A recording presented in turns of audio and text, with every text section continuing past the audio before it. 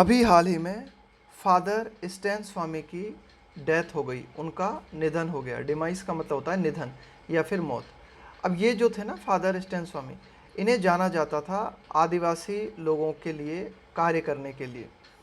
अब ये जो थे फादर स्टैन स्वामी, इनके ऊपर इस तरह के आरोप लगाए गए थे कि भाई ये जो हैं, एक तरीके से इनके ऊपर आरोप थे कि भाई ये कुछ गलत तरह की गतिविधियों में शामिल हैं और जिनके चलते इनको ये जेल में थे और इनको बेल देने से भी मना किया गया था, क्योंकि इनके खिलाफ जो कानून लगाया गया था ना, अनलॉफुल एक्टिविटीज़ प्रिवेंशन एक्ट, उसके तहत किसी व्यक्ति को बेल भी नहीं मिल सकती, तो वह कानून भी इनके खिलाफ लगाया गया था। तो एडिटोरियल क्या कहता है कि अ डेथ फॉर टोल्ड, कि भाई ये जो डेथ हुई है, ये जो डिमाइस, ये जो निधन हुआ है फादर स्टैन स्वामी का, ये एक ऐसी मौत है जिसके बारे में पहले से ही पता था। फॉर टोल्ड का मतलब होता है पहले से किसी बात के बारे में कह देना, है ना, कि भाई ये डेथ जो है ऐसी थी, मतलब जिसके बारे में पहले से ही पता था। There is a pattern of institutional operation. Operation का मतलब होता है दमन करना, दबाना किसी चीज़ को, है ना। Institutional operation behind the demise of father Stan Swamy, कि फादर स्टैन स्वामी का जो निधन हुआ है, उस निधन के पीछे ये जो हमारा पूरा की पूरा सिस्टम है, उसके दमन का हाथ है। देयर इज़ अ पैटर्न, कि भाई हम एक पैटर्न देखते हैं कि हमारी जो संस्था है, हमारा जो इंस्टीट्यूशन है, हमारा जो सिस्टम है, उसका जो दमनपूर्ण रवैया है, वह जिम्मेदार है फादर स्टैन स्वामी की डेथ के लिए। It was a death his well wishers feared would happen, कि उनके जो चाहने वाले थे, वेल विशर्स, फादर स्टैन स्वामी के जो वेल विशर्स थे, उनको जो चाहने वाले थे, उनको लगा था, उनको डर था कि यह डेथ होगी। It was a death his well wishers feared would happen, कि फादर स्टैन स्वामी के चाहने वालों को डर था कि भाई ये डेथ जो है होगी। And one he had anticipated, और यह एक ऐसी डेथ थी जिसके बारे में मिस्टर स्टैन स्वामी को भी पूर्वानुमान हो गया था। एंटिसिपेट करने का मतलब होता है किसी के बारे में पहले से ही आशा कर लेना, किसी के बारे में पूर्वानुमान कर लेना। तो मिस्टर स्टैन स्वामी को भी लग गया था, यानी कि उनको भी जो है अनुमान हो गया था कि यह डेथ होगी, उनकी डेथ होगी। फादर स्टैन स्वामी, अब देखो उनके बारे में कहा गया है, कौन है father Stan Swamy. An 84 year old Jesuit priest, कि भाई ये एक 84 ईयर ओल्ड एक पादरी थे, known for his service and activism in the cause of Adivasi, और ये किस बात के लिए जाने जाते हैं, अपनी सेवा करने के लिए, कार्य करने के लिए, इन द कॉज ऑफ आदिवासी, आदिवासी लोगों के लिए जो है उनकी सेवा करने के लिए, और उनके लिए जो है एक्टिविज्म है ना, उनके लिए कार्य करने के लिए जाने जाते हैं। Died 9 months into his unjust imprisonment on tenuous charges, है ना। तो ये एडिटोरियल कहना चाह रहा है कि father Stan Swamy an 84 year old Jesuit priest died, इनकी मृत्यु हो गई 9 months into his unjust imprisonment, है ना। अब एक तरीके से 9 महीने ये कहाँ रहे, अनजस्ट। अनजस्ट का मतलब होता है अनुचित, अन्यायपूर्ण, इम्प्रिजनमेंट कारावास, ऑन टेनुअस चार्जेस, चार्जेस का मतलब है आरोप, और टेनुअस का मतलब होता है कमज़ोर, कि भाई इनके ऊपर जो आरोप लगाए गए थे वे बहुत ही कमज़ोर थे, लेकिन फिर भी इन कमज़ोर आरोपों के आधार पे अनुचित तरीके से, या आप कह सकते हो कि अन्यायपूर्ण तरीके से, वे जो है 9 months जो है कारावास में रहे और फाइनली उनकी जो है डेथ हो गई। A death that was simply allowed to happen, यह एक ऐसी डेथ थी जिसे घटित होने दिया गया। That was simply allowed to happen despite, के बावजूद, being foretold by his deteriorating, deteriorating का मतलब है खराब होती हुई, health in prison, will weigh on का मतलब है जिसका वजन भारी हो, the country's collective conscience, collective conscience का मतलब होता है सामूहिक चेतना, फॉर या फिर सामूहिक अंतःकरण, फॉर लॉन्ग। एडिटोरियल कहता है कि भाई यह एक ऐसी डेथ थी जिसे जो है जिसे घटित होने दिया गया, बावजूद इसके कि इस डेथ के बारे में पहले ही कह दिया गया था। क्यों, मतलब लग रहा था कि उनकी डेथ होगी। क्यों लग रहा था, क्योंकि उनकी हेल्थ जो है वो ख़राब होती जा रही थी जेल में, है ना।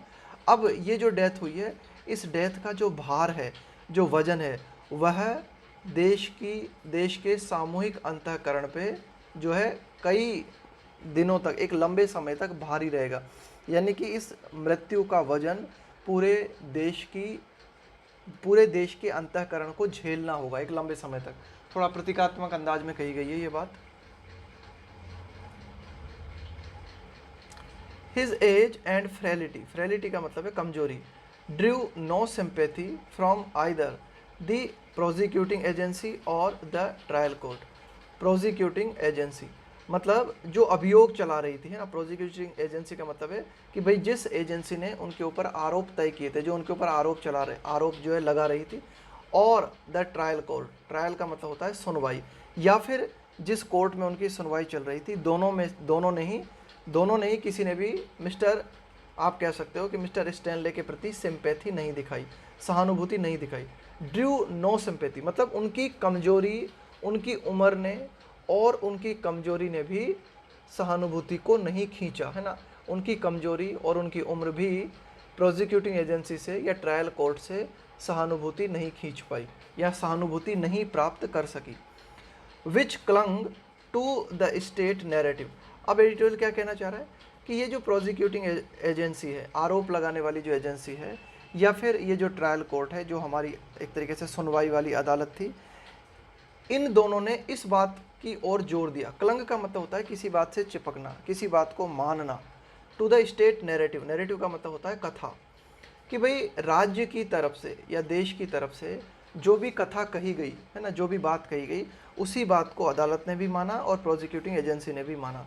तो क्या बात कही गई राज्य की तरफ से, स्टेट की तरफ से? Of there being grounds to believe that, राज्य की तरफ से कहा गया कि भाई बीइंग ग्राउंड्स की मतलब आधार हैं हमारे पास ये विश्वास करने के, that he was part of a Maoist plot to overthrow the government. तो सरकार के द्वारा कहा गया कि भाई यह विश्वास करने के आधार हैं कि वह माओवादी षड्यंत्र का हिस्सा थे, माओवादी षड्यंत्र जो कि सरकार को उखाड़ फेंकने के लिए, to overthrow the Maoist plot to overthrow the government, कि भाई माओवादियों ने सरकार को उखाड़ फेंकने के लिए, ओवरथ्रो का मतलब है फेंकना, उखाड़ फेंकना, कि माओवादियों ने सरकार को उखाड़ फेंकने के लिए जो साजिश की थी, उस साजिश का मिस्टर स्टैनले हिस्सा थे। इस बात को विश्वास करने के पर्याप्त आधार हैं। ये बात राज्य की तरफ से कही गई और इस बात को कोर्ट ने भी माना, और इस बात को आप कह सकते हो कि NIA है ना, नेशनल इन्वेस्टिगेशन एजेंसी, जिसने उनके ऊपर आरोप तय किए थे, उसने भी माना। Despite being a fit case for bail, editorial कहता है डेस्पाइट के बावजूद, a fit case for bail का मतलब है जमानत, कि भाई इस केस में जमानत दी जा सकती थी, कि भाई जमानत के लिए अप्रोप्रिएट होने के बावजूद इस केस में हमें क्या देखने को मिला, ही वाज डिनाइड बेल, उन्हें बेल देने से इनकार कर दिया गया। मेनली ड्यू टू, और मुख्यतः क्यों उन्हें इनकार कर दिया गया? Due to the statutory bar, कानूनी रोक के चलते, on bail under the anti terrorism law invoked against him. यहाँ पे इन्वॉक का मतलब है सहारा लेना, एंटी टेररिज्म लॉ, भाई उन्हें बेल देने से इनकार क्यों कर दिया गया? उन्हें बेल देने से इनकार इसलिए कर दिया गया क्योंकि उनके खिलाफ एंटी टेररिज्म लॉ का सहारा लिया गया, है ना। उनके तरह मतलब एंटी टेररिज्म लॉ, कि भाई ये जो आतंकवाद निरोधक कानून जो है ना, उस कानून का सहारा लिया गया, और इस कानून के तहत ये प्रावधान है कि आपको बेल नहीं मिल सकती, है ना। तो कानूनी रोक है, मतलब कि आपको बेल नहीं मिल सकती। तो ये एडिटर कहना चाह रहा है कि उन्हें बेल मना कर दी गई, और वो इसलिए मना कर दी गई ये कानूनी रोक के चलते, है ना, कि भाई जमानत पे कानूनी रोक है अगर आपके तहत एंटी टेररिज्म लॉ का प्रयोग किया गया है। इन्वोक का मतलब है प्रयोग करना, सहारा लेना। एडिटोरियल आगे क्या कहता है कि the best the diffident judiciary.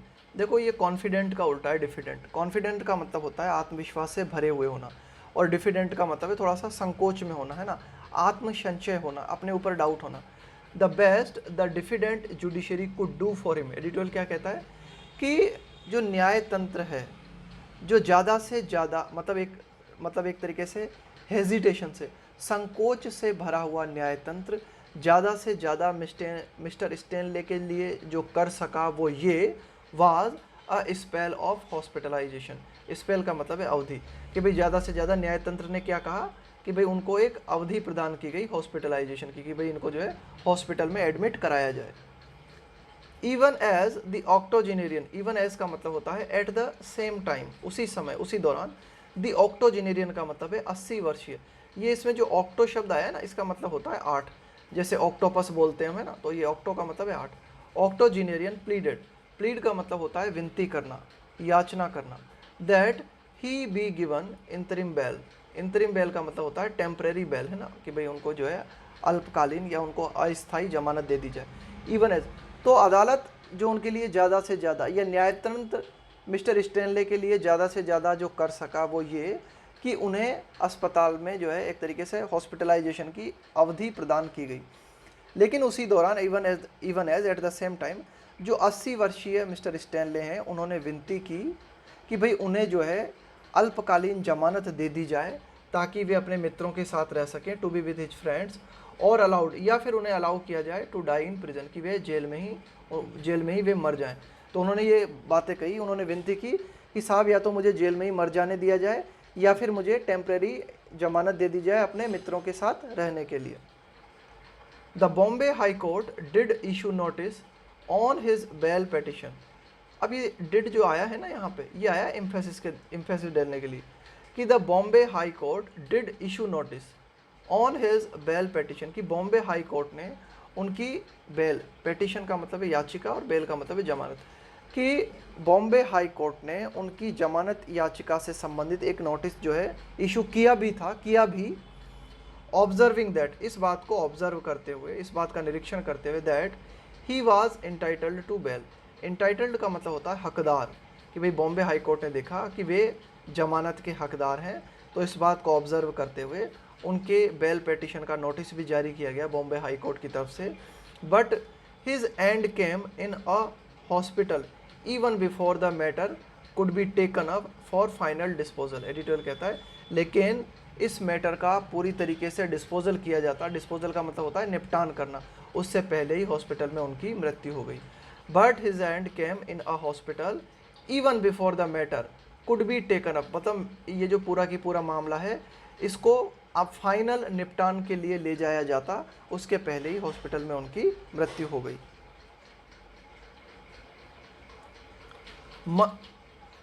Much of the blame, कि भाई दोष किसके ऊपर डालें हम, मच ऑफ द ब्लेम, तो दोष का जो अधिकांश भाग है वह किसके ऊपर जाता है, मच ऑफ मतलब अधिकांश भाग, of the blame and accountability का मतलब होता है जिम्मेदारी, है ना, कि भाई किसको दोषी ठहराएं हम, अकाउंटेबिलिटी, है ना, किसके ऊपर ये दायित्व डालें, है ना, accountability for his death should be on the NIA। Editorial कहता है कि नेशनल इन्वेस्टिगेशन एजेंसी, है ना, राष्ट्रीय जांच एजेंसी जो है उसके ऊपर डाला जाना चाहिए कि ज़्यादा से ज़्यादा जो दोष है और ज़्यादा से ज़्यादा जो जिम्मेदारी, उनकी मृत्यु की जिम्मेदारी और उनकी मृत्यु की, भाई उनकी जो मृत्यु हुई है इसकी जिम्मेदारी किसके ऊपर डाला जाए, इसका आरोप किसके ऊपर लगाया जाए। तो ये एडिटोरियल कहता है कि ये आरोप और ये जिम्मेदारी किसके ऊपर होनी चाहिए, NIA के ऊपर। क्यों, विच परवर्सली का मतलब होता है विकृत रूप से, एक तो होता है नॉर्मली आप कोई चीज़ करते हो, एक है आप विकृत रूप से कोई चीज़ करते हो, उसको बोलते हैं परवर्सली। अपोज्ड हिज रिलीज, तो एडिटोरियल कहता है कि भाई NIA जिसने कि बहुत ही विकृत रूप से उनकी रिहाई का विरोध किया, opposed his release, and the court which could have granted him interim bail weeks earlier. और एडिटोरियल कहता है कि भाई अदालत की भी जिम्मेदारी बनती है, उनकी मौत हुई है तो इसका भार अदालत के ऊपर भी आता है ना, वो भी अकाउंटेबल है, वो भी जिम्मेदार है। क्यों, विच कुड हैव ग्रांटेड, अब देखो ये कुड हैव के साथ में वर्ब की थर्ड फॉर्म आती है ना, तो इसका मतलब होता है कि कोई व्यक्ति ऐसा कर सकता था, तो यहाँ पे मतलब है कि अदालत ऐसा कर सकती थी, क्या कर सकती थी कि अदालत वीक्स अर्लियर, कई सप्ताह पहले उनको टेम्परेरी बेल दे सकती थी। इट वॉज फेयरली ऑब्वियस, यह बिल्कुल स्वाभाविक था, एकदम बिल्कुल स्पष्ट था ये बात, दैट हिज प्रिजन स्टे, कि उनकी जो कारावास अवधि थी ना, प्रिजन स्टे का मतलब है उन कारावास में जो उनका टाइम था, स्पेशली ड्यूरिंग द पेंडेमिक, खास करके कोरोना वायरस के दौरान, पेंडेमिक का मतलब होता है वैश्विक महामारी, वाज डेट्रीमेंटल का मतलब होता है हानिकारक, टू हिज वेलबींग का मतलब है उनके स्वास्थ्य। एडिटोरियल कहता है कि यह बिल्कुल स्पष्ट था कि कारावास में उनका होना खास करके कोरोना वायरस के दौरान उनके स्वास्थ्य के लिए हानिकारक था। A good 2 months elapsed between the, ellipse का मतलब है बीत जाना, पास हो जाना ना, गुजर जाना। 2 months elapsed between the high court seeking का मतलब है चाहते हुए, the NIS response to his bail plea, जमानत याचिका, on medical grounds and his death. Editorial क्या कहता है कि 2 महीने गुजर गए, किस प्रक्रिया के दौरान गुजर गए 2 महीने, कि हाई कोर्ट इस बात को चाह रहा था, हाई कोर्ट क्या चाह रहा था कि भाई जो NIA है वह अपनी प्रतिक्रिया दे कि भाई जो जमानत याचिका है कि भाई मेडिकल ग्राउंड्स के आधार पे, है ना, bell plea on medical grounds and his death, है ना। एडिटोरियल क्या कहना चाह रहा है कि भाई ये जो एक तरीके से ये समय 2 महीनों का समय बीत गया किसके बीच में, कि हाई कोर्ट ने NIA से रेस्पॉन्स मांगा और यहाँ पे उनकी इधर उनकी मृत्यु हो गई। तो ये रेस्पॉन्स, NIA का रेस्पॉन्स और उनकी मृत्यु के बीच में 2 महीने का समय बीत गया। इस दौरान NIA से जवाब मांगा था कि भाई क्या उन्हें उनकी जमानत याचिका जो है उसे मेडिकल ग्राउंड्स के आधार पर स्वीकार किया जा सकता है, लेकिन इसमें इस संबंध में कोई प्रोग्रेस ही नहीं हुई। The same court had intervene, intervene का मतलब होता है हस्तक्षेप करना, दखलंदाजी करना। टू ग्रांट का मतलब है प्रदान करना, interim bail to Varavara Rao, another elderly co accused. Co accused का मतलब है सह आरोपी। एडिटोरियल कहता है कि यह एक और वृद्ध व्यक्ति थे जो कि इसी केस में आरोपी थे, वारवरा राव, और इनको जो है देखो द सेम कोर्ट, इसी कोर्ट ने क्या किया था, इसी अदालत ने, जिस अदालत ने मिस्टर स्टैनले, जो अदालत मिस्टर स्टैनले का केस सुन रही थी, इसी अदालत ने हस्तक्षेप करते हुए क्या कहा था, जो वारवरा राव हैं उनको इंतरिम बेल प्रदान कर दी थी। और ये वारवरा राव कौन है, यह एक सह आरोपी हैं इसी केस में जिस केस में मिस्टर स्टैनले आरोपी थे। और अदालत ने मिस्टर वारवरा राव को जो जमानत दी थी वो जमानत दी थी इस बात को होल्ड करते हुए, इस बात को कायम करते हुए, that bail can be granted, कि भाई बेल जो है वह दी जा सकती है, purely on the grounds of sickness, कि भाई प्योरली शुद्ध रूप से अगर कोई व्यक्ति बीमार है तो उस आधार पे उस व्यक्ति को जमानत दी जा सकती है। एडवांस्ड एज, कोई व्यक्ति अगर अधिक उम्र का है इस आधार पे उसको जमानत दी जा सकती है। इन्फर्मिटी का मतलब है कमजोरी, कि कोई व्यक्ति बहुत ही ज़्यादा वीक है। एंड हेल्थ कंडीशंस, इसके अलावा व्यक्ति के स्वास्थ्य कंडीशंस को देखते हुए उन्हें बेल दी जा सकती है। ये बात हाई कोर्ट के द्वारा कही गई। स्पेशली खास करके इफ इनकार्सरेशन, इनकार्सरेशन का मतलब होता है इम्प्रिजनमेंट, कारावास। अमाउंटेड टू, अमाउंट टू का मतलब होता है इक्वल टू इंडेंजरिंग लाइफ, कि अगर एक तरीके से कोई व्यक्ति बहुत ही ज़्यादा कमज़ोर है, बहुत ही ज़्यादा वृद्ध है, बहुत ही ज़्यादा बीमार है, और ऐसी हालात में अगर उसका जो कारावास है वह जो है ऐसा लगता है कि भाई उसका कारावास जो है बिल्कुल इक्वल है, किस चीज़ के, उसका कारावास जो है उसके जीवन को खतरे में डाल सकता है। अगर आपको ऐसा प्रतीत होता है तब जो है उस हालत में उसको बेल दी जा सकती है ना, कि इफ़ इनकार्सरेशन, कि जो कारावास है वह इक्वल प्रतीत होता है किस चीज़ के, जान को खतरे में डालने के, कि भाई अगर यह व्यक्ति कारावास में रहता है तो इसकी जान को खतरा है। एंडेंजर का मतलब होता है किसी को चीज़ को खतरे में डालना। It is systemic and institutional failure. Editorial कहता है कि भाई ये हमारा जो सिस्टम है, हमारी जो इंस्टीट्यूशंस बनी हुई हैं, ये उनकी असफलता है। That another under trial, under trial का मतलब जिसके ऊपर सुनवाई चल रही है, जो कस्टडी में है, placed in similar circumstances didn't get the benefit of this human approach, मानवीय दृष्टिकोण। एडिटोरियल कह रहा है कि मिस्टर वारवरा राव को जमानत दी गई और बिल्कुल इसी केस में और उतनी ही लगभग उतनी ही उम्र के एक और व्यक्ति थे, उनको जमानत नहीं दी गई। तो एडिटोरियल कहता है कि ये हमारे सिस्टम की असफलता है कि एक और अंडर ट्रायल व्यक्ति थे, प्लेस्ड इन सिमिलर सर्कमस्टांसेस, और उन्हें भी जेल में बिल्कुल कुछ वैसी ही परिस्थितियों में डाला गया था जैसी परिस्थिति में मिस्टर वारवरा राव को डाला गया था, और उन्हें वे बेनिफिट नहीं मिल पाए। कौन से बेनिफिट, एक तरीके से उनके प्रति मानवीय दृष्टिकोण अपनाते हुए उन्हें जमानत नहीं मिल पाई। A pattern of institutional operation, operation का मतलब है एक तरीके से यहाँ पे दमन करना किसी चीज़ का, तो एक संस्थागत दमन हमें देखने को मिलता है कि हमारा जो सिस्टम है ना उसमें हमें एक पैटर्न दिखाई देता है ना, एक ढांचा दिखाई देता है, उसमें हम क्या करते हैं, दमन करते हैं। Can be seen in the events, की ये जो भी घटनाएं हमें देखने को मिली इनमें हम दमन देख सकते हैं। From the denial of a sipper in jail, देखो कहाँ कहाँ हम दमन देख सकते हैं कुछ घटनाएं। डिनाइल का मतलब है मना कर देना, of a sipper in jail, jail में उनको सिपर अलाउ नहीं की गई। सिपर होती है जिस, वो एक स्ट्रा होती है ना जिसके माध्यम से आप जूस पीते हो सिप सिप करके, है ना, तो वह एक तरीके से आप कह सकते हो कि वह जो एक तरीके से जूस पीने वाली वो जो नली होती है ना, जो स्ट्रॉ होती है, उसको इनकार कर दिया गया है ना मिस्टर स्टैनले को। To his death while from the denial of a sipper in jail to his death in while in custody, कि भाई जेल के दौरान उन्हें सिपर अलाउ नहीं की गई। इसके अलावा जब उनकी डेथ हुई है ना, to his death while in custody है ना, तो डेथ के दौरान भी वे जो है पुलिस कस्टडी में थे। तो ये एडिटर कह रहा है कि भाई ये हमारे सिस्टम में दमन को दिखाती है।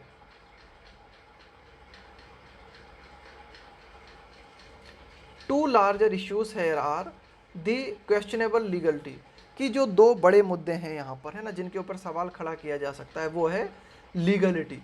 लीगलिटी का मतलब होता है कि भाई कानूनी रूप से कोई चीज़ कितनी ठीक है।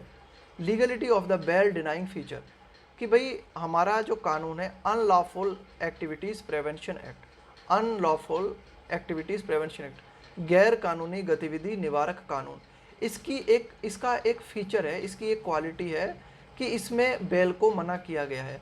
अगर किसी व्यक्ति के खिलाफ अनलॉफुल एक्टिविटीज़ प्रिवेंशन एक्ट लगाया जाता है तो इस एक्ट के तहत उस व्यक्ति को बेल नहीं दी जा सकती। तो क्या ये कानूनी रूप से सही है? एक तो ये सवाल हमारे सामने खड़ा होता है। एंड द वैलिडिटी, वैलिडिटी का मतलब है वैधता, कि भाई कोई चीज़ लीगल रूप से ठीक है या नहीं है।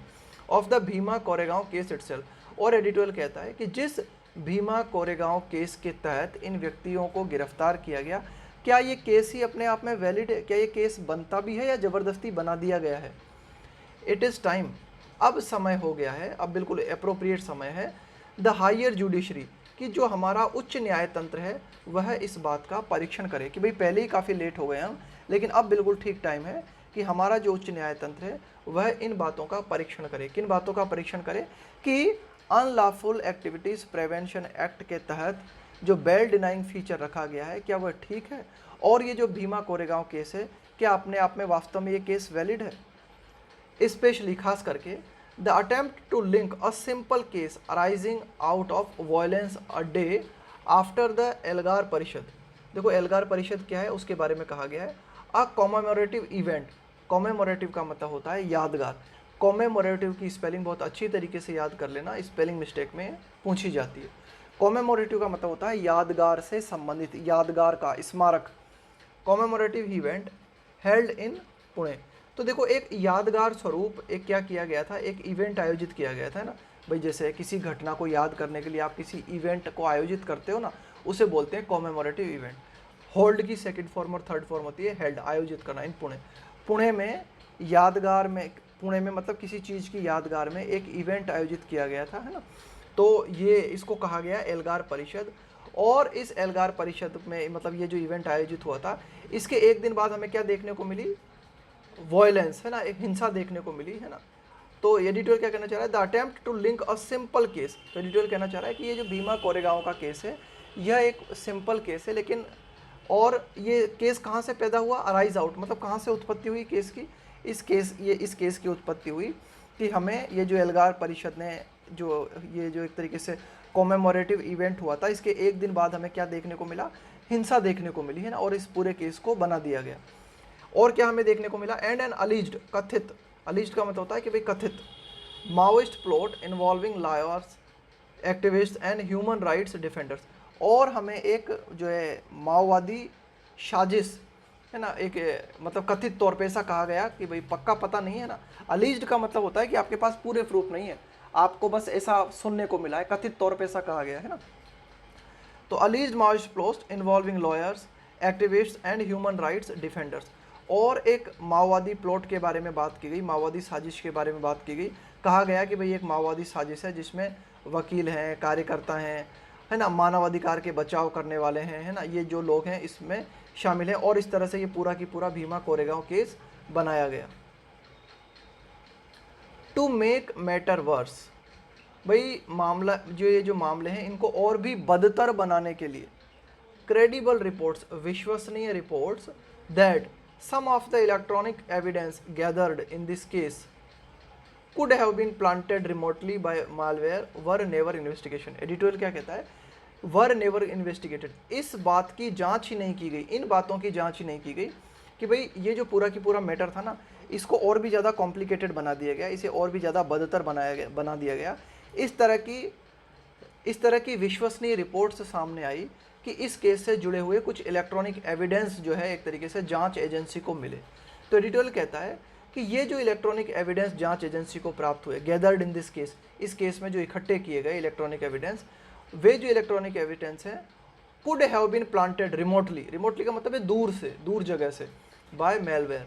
मेलवेयर का मतलब होता है एक गलत सॉफ्टवेयर, कि भाई गलत तरीके के सॉफ्टवेयर के माध्यम से भी इलेक्ट्रॉनिक एविडेंसेस को गलत तरीके से प्लांट किया जा सकता है, उन्हें लगाया जा सकता है, उनका प्रयोग किया जा सकता है, ये भी चांसेस हो सकते हैं। लेकिन जांच एजेंसी ने इन बातों के ऊपर ध्यान ही नहीं दिया। भाई इस बात की भी तो जांच की जानी चाहिए थी ना। ठीक है, इन व्यक्तियों के खिलाफ या इस भीमा कोरेगांव केस में कुछ इलेक्ट्रॉनिक एविडेंस जो है एजेंसी को मिले, लेकिन ये जो इलेक्ट्रॉनिक एविडेंसेस मिले, ये एविडेंस जो है दूरस्थ तरीके से, मतलब गलत तरीके से ये एविडेंस प्लांट किए गए हों, ऐसा भी तो हो सकता है, लेकिन इस बात की जांच ही नहीं की गई। द कॉल फॉर का मतलब है कि भाई इस बात की मांग करना है ना। The call for accountability for mister Swamy's death rings painfully true. यहाँ पे ये जो शब्द आया है ना, रिंग का मतलब है किसी पर्टिकुलर क्वालिटी को दिखाना, किसी पर्टिकुलर क्वालिटी को शो करना। पेनफुली ट्रू का मतलब है दर्दनाक रूप से सच। एडिटोरियल क्या कहता है कि भाई ये जो जिम्मेदारी के लिए मांग हम कर रहे हैं ना, द कॉल फॉर, ये जो मांग की जा रही है कि एक तरीके से उत्तरदायित्व तो तय किया जाए कि मिस्टर स्वामी की जो डेथ हुई है उसके लिए कौन अकाउंटेबल है, कौन रिस्पॉन्सिबल है, कौन जिम्मेदार है, इसको तय किया जाए, है ना। तो यह बात जो है, मतलब यह बात रिंग्स पेनफुली ट्रू, तो यह बात जो है बहुत ही दर्दनाक रूप से सच साबित होती है ना। रिंग्स है ना, तो रिंग का मतलब ध्यान रखना, रिंग का मतलब है एक तरीके से किसी पर्टिकुलर क्वालिटी को दिखाना। तो ये एडिटोरियल कहता है किसी पर्टिकुलर एक तरीके से फीचर को एक्सप्रेस करना, उसको बोलते हैं रिंग्स, है ना। तो ये एडिटोरियल कहता है कि भाई ये जो एक तरीके से मांग है कि एक तरीके से किसी न किसी को मतलब रिस्पॉन्सिबिलिटी तय की जाए, अकाउंटेबिलिटी तय की जाए मिस्टर स्वामी की डेथ के लिए, यह दर्दनाक रूप से सच साबित प्रतीत होती है।